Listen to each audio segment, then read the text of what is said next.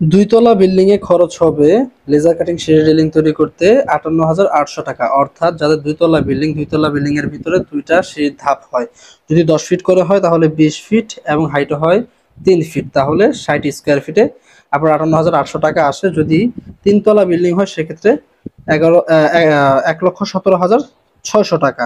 আর যদি আপনার চারতলা বিল্ডিং হয় সেক্ষেত্রে খরচ আসবে ১,৭৬,৪০০ টাকা। এখন অনেকে প্রশ্ন করতে পারেন যে ভাই আমার সিঁড়ির ধাপ তো ১০ ফিট করে হিসাব করছেন, আমার সিঁড়ির ধাপ ৯ ফিট, ৯ ফিট করে যদি হয় তাহলে দুইটা ধাপে ১৮ ফুট, এবং যদি স্কোয়ার ফিট হিসাব করতে চাই সেক্ষেত্রে আপনার টোটাল দুইতলা বিল্ডিং এ ৫৪ স্কোয়ার ফিট, সেক্ষেত্রে খরচ আসবে ৫২,৯২০ টাকা। এবং তিনতলা বিল্ডিং এ ১,৫,৪০০,৮৪০ টাকা, এবং চারতলা বিল্ডিং এ খরচ আসবে ১,৫৮,৭৬০ টাকা।